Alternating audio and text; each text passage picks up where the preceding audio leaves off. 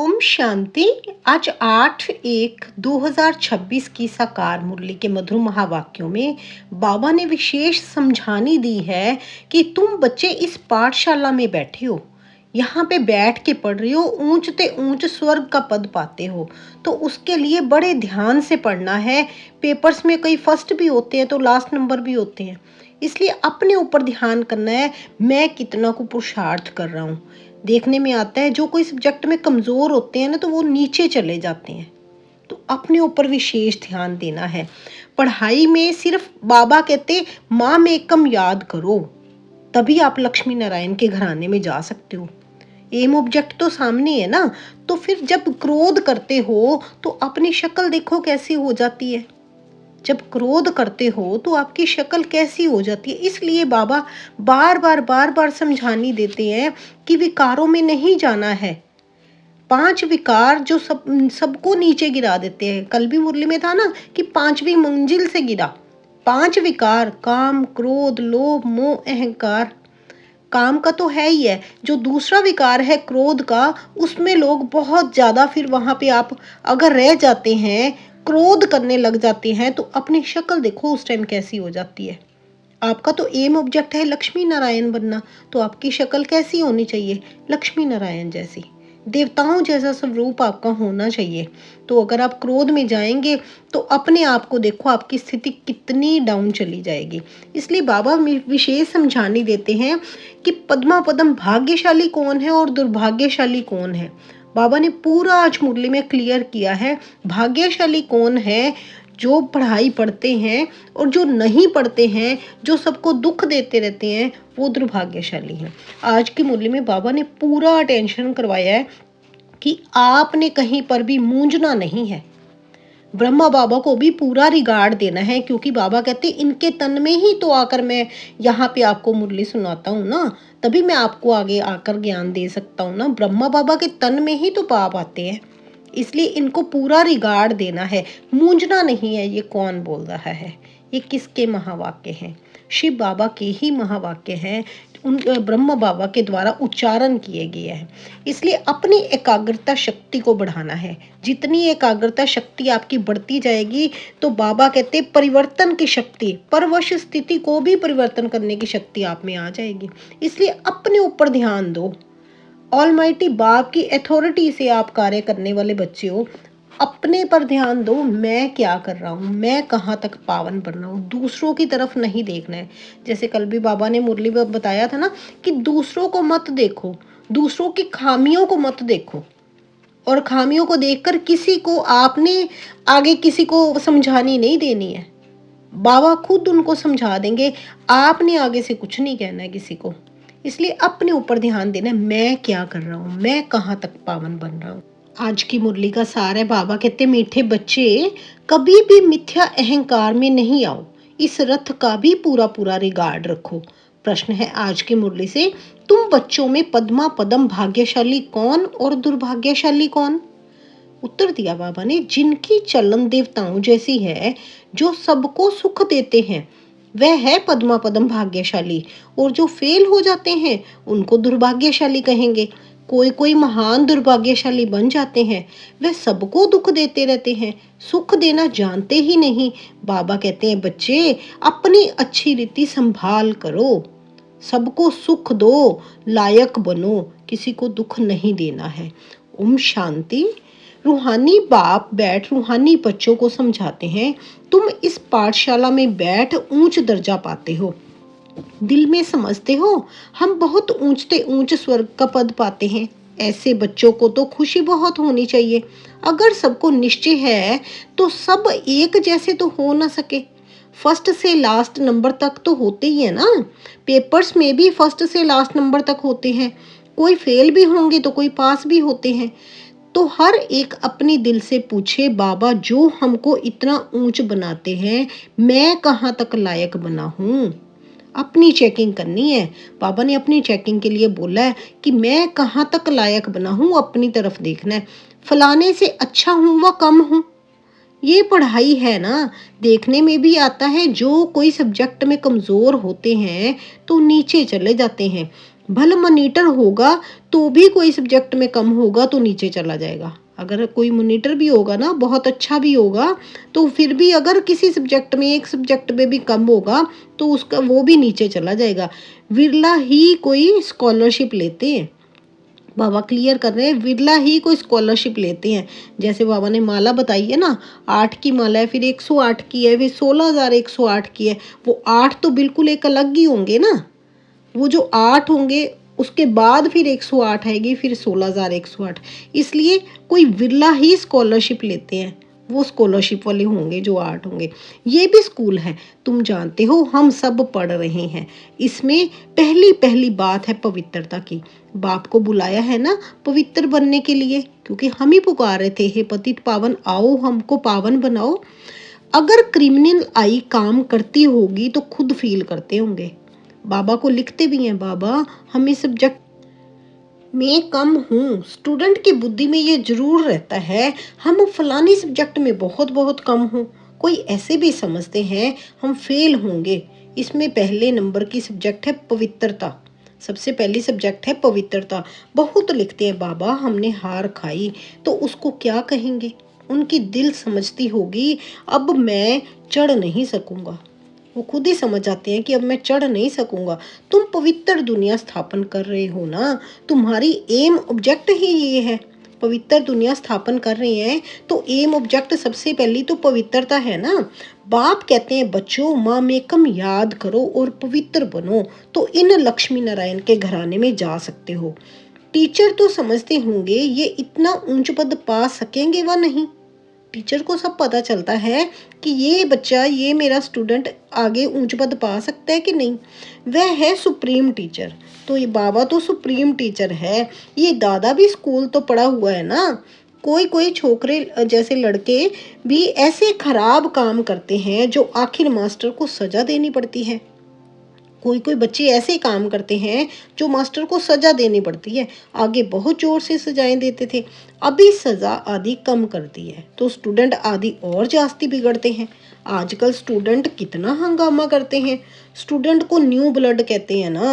वे देखो क्या करते हैं, आग लगा देते हैं, अपनी जवानी दिखलाते रहते हैं। ये है ही आसुरी दुनिया। जवान लड़के ही बहुत खराब होते हैं, उनकी आंखें बहुत क्रिमिनल होती हैं। देखने में आता तो है बड़े अच्छे आते हैं। जैसे कहा जाता है ना, ईश्वर का अंत नहीं पाया जा सकता, ऐसे उनका भी अंत नहीं पाया जा सकता कि ये किस प्रकार का मनुष्य है। देखने में बाहर से लगेगा कि बहुत अच्छे हैं, लेकिन उनके अंदर क्या क्या चल रहा है वो देखने से नहीं पता चलेगा। हाँ, ज्ञान का बुद्धि से पता चल जाता है। ज्ञान का बुद्धि से पता पड़ता है ये कैसे पढ़ता है, इनकी एक्टिविटी कैसी है, मतलब वो कितना पढ़ाई में कितना आगे है, वो उनका पता चल जाता है कि उनकी एक्टिविटी कैसी है, किस हिसाब से वो आगे चल रहा है, वो कितना धारण कर रहा है। कोई तो बात करते हैं जैसे मुख से फूल निकलते हैं, कोई तो ऐसी बात करते हैं जैसे पत्थर निकालते हैं। देखने में बहुत अच्छे पॉइंट्स आदि भी लिखते हैं, परंतु हैं पत्थर बुद्धि। देखने में बहुत अच्छे हैं लेकिन है पत्थर बुद्धि। बाहर का शो है ना, माया बड़ी दुस्तर है। इसलिए गायन है, आश्चर्यवंत सुनंती, अपने को शिव बाबा की संतान कहलवंती, औरों की को सुनावंती, कथनती फिर भगंती, अर्थात ट्रेटर बनंती। ऐसे नहीं होशियार ट्रेटर नहीं बनते, अच्छे अच्छे होशियार भी ट्रेटर बन पड़ते हैं। ट्रेटर मना जो बाबा को छोड़ कर चले गए, पहले शिव बाबा का ज्ञान भी लिया, उनकी संतान बने, फिर औरों को भी सुनाया, फिर कथनती फिर भगंती, पहले औरों को भी सुनाते थे, फिर कहते भी थे सब, फिर वो भाग गए और वो क्या बन गए, ट्रेटर बन गए।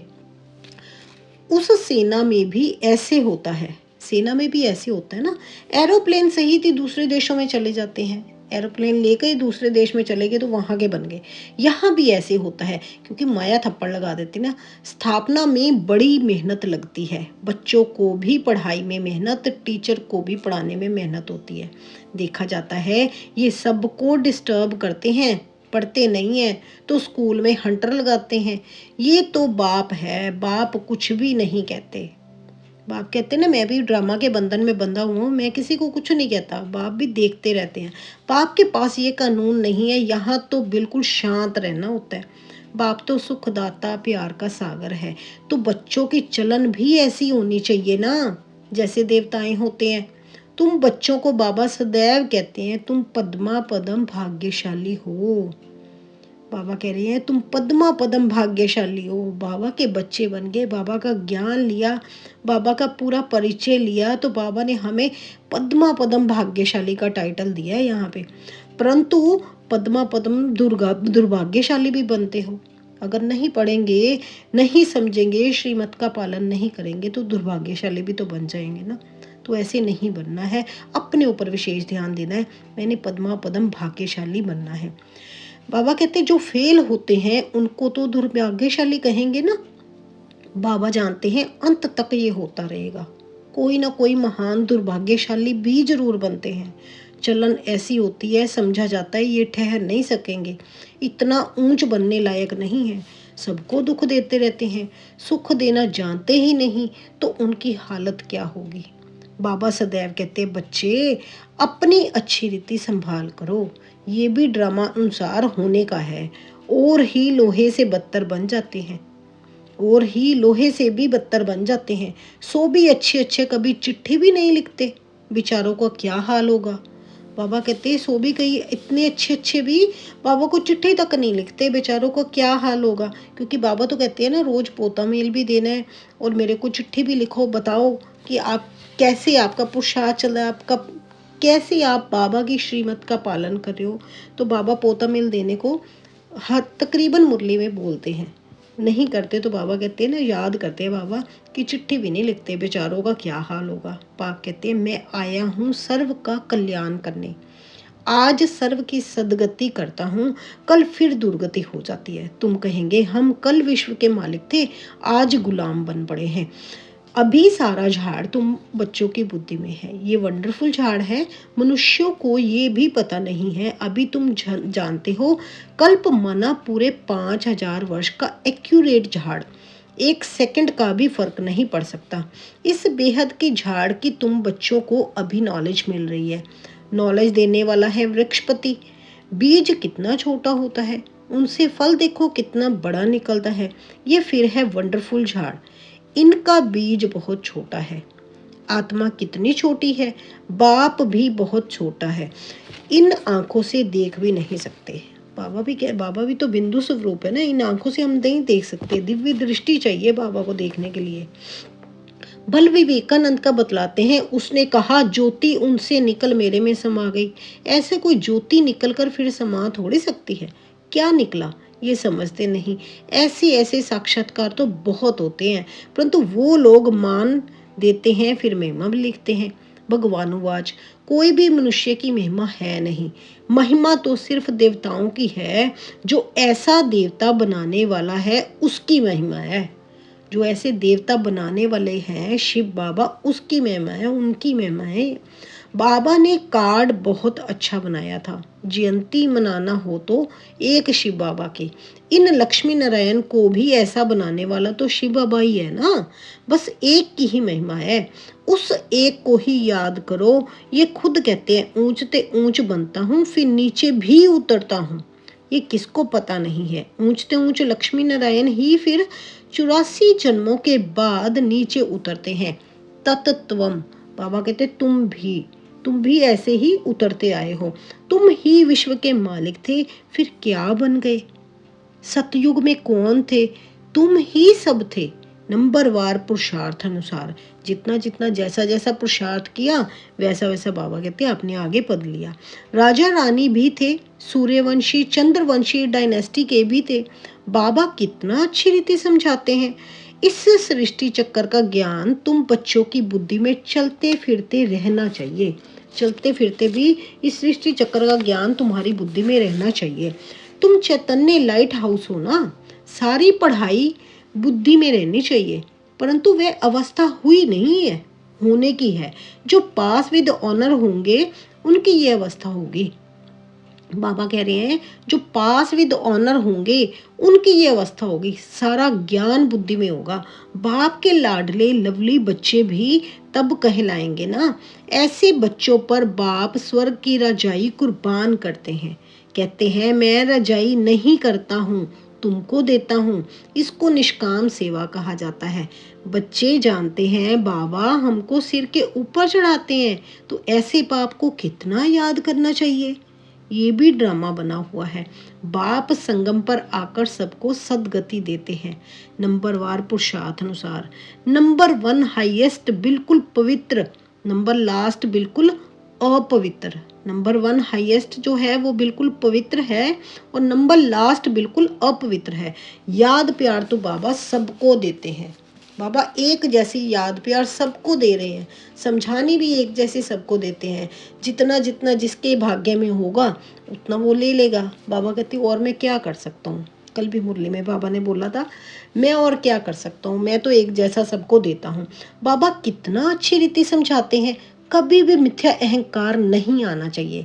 बाप कहते हैं खबरदार रहना है, रत का भी रिगार्ड रखना है। इस द्वारा ही तो बाप सुनाते हैं ना। इसने तो कभी गाली नहीं खाई थी, सब प्यार करते थे। अभी तो देखो कितना गाली खाते हैं। कई ट्रेटर बन बागंती हो गए तो फिर उनकी गति क्या होगी, फेल होंगे ना। बाप समझाते हैं माया ऐसी है, इसलिए बहुत खबरदारी रखते रहो। माया किसको भी छोड़ती नहीं है, सब प्रकार की आग लगा देती है। बाप कहते हैं मेरे सब बच्चे काम चिता पर चढ़ काले कोयले बन गए हैं। सब तो एक जैसे नहीं होते हैं, ना सबका एक जैसा पार्ट है। इनका नाम ही है वैश्याल्य। कितना बार कामचिता पर चढ़े होंगे।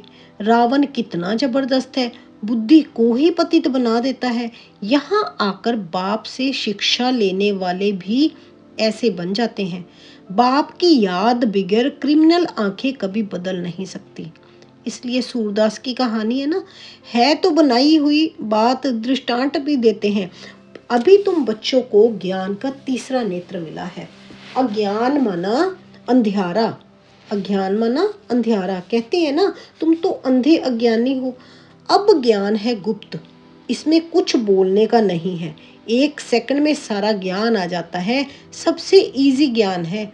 फिर भी अंत तक माया की परीक्षा चलती रहेगी। 1 सेकंड में बन जाती है ना अधिकारी, तो लेकिन फिर भी बाबा कहते अंत तक माया आती रहेगी, माया परीक्षा लेती रहेगी।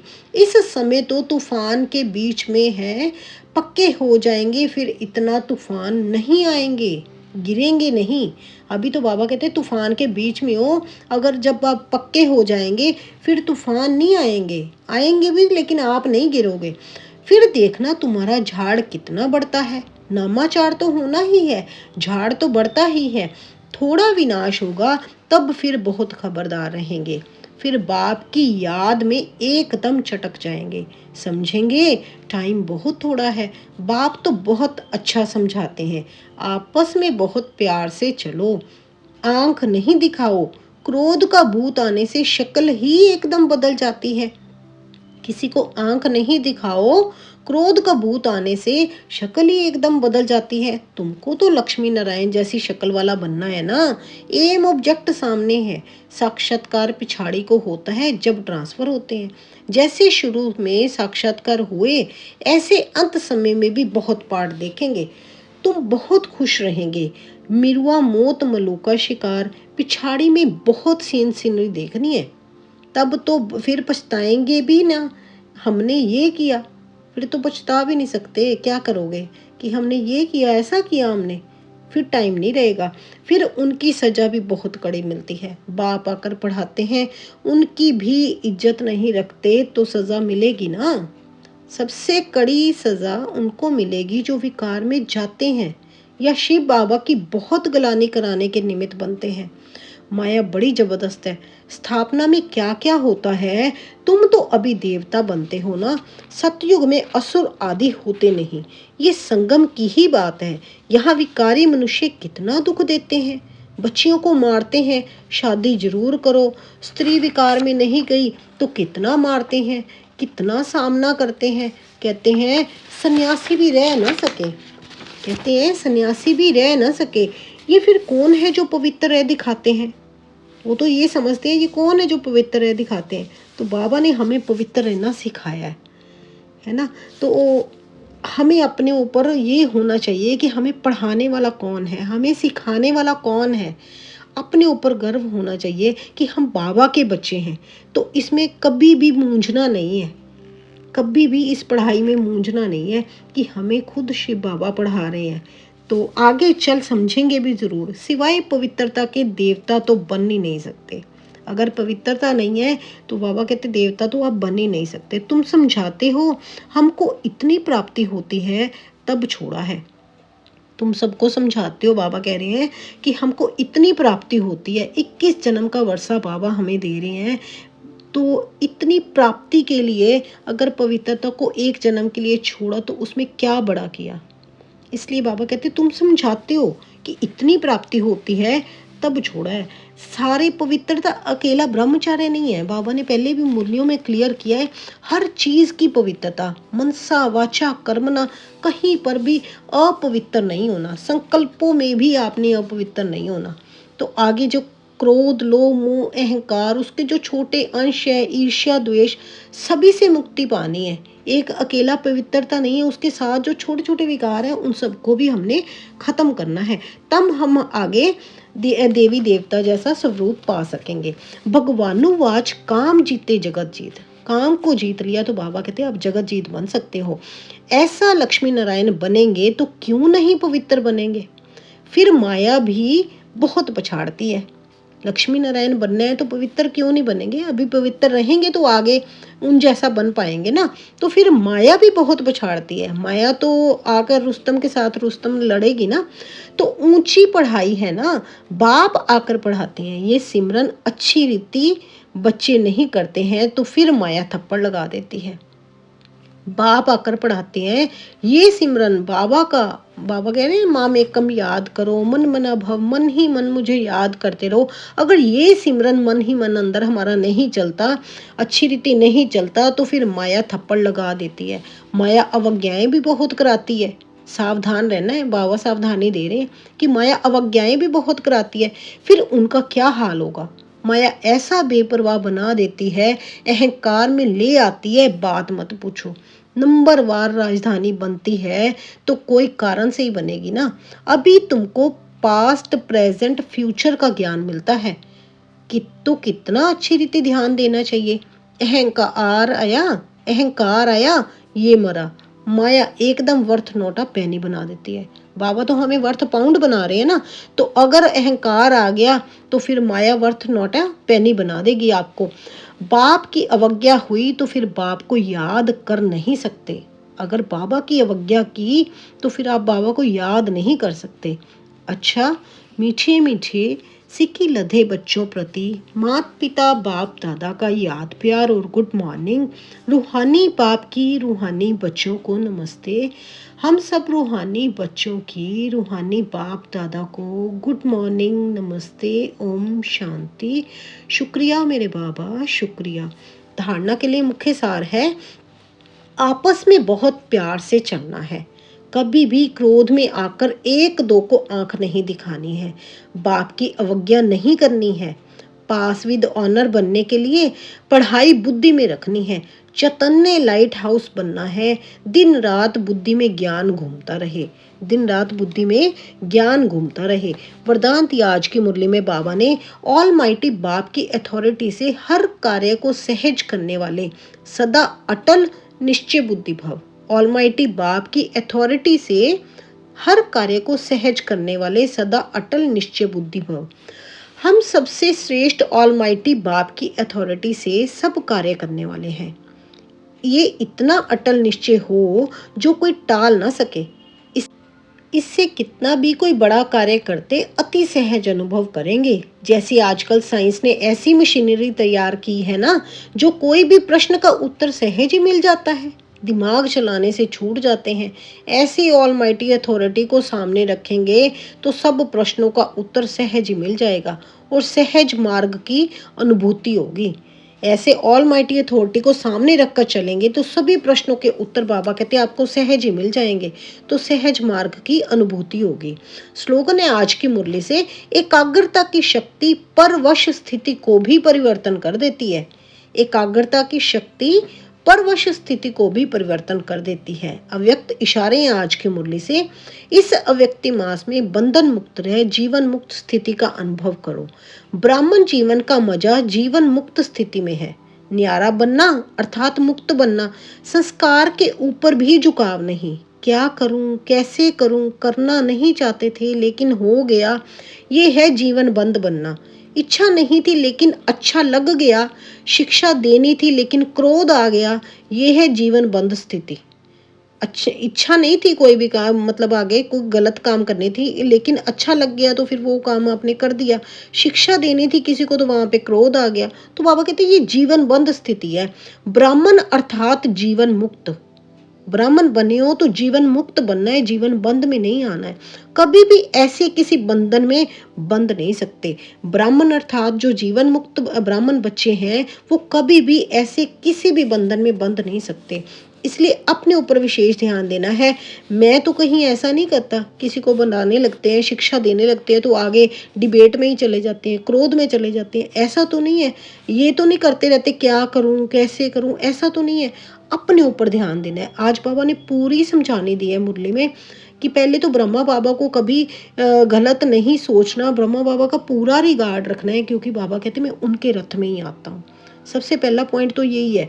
दूसरा बाबा कहते कि अपने ऊपर ध्यान देना है।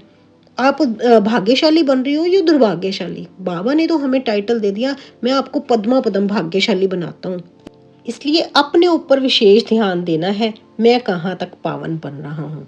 अच्छा जी, शुक्रिया मेरे बाबा। ओम शांति, ओम शांति।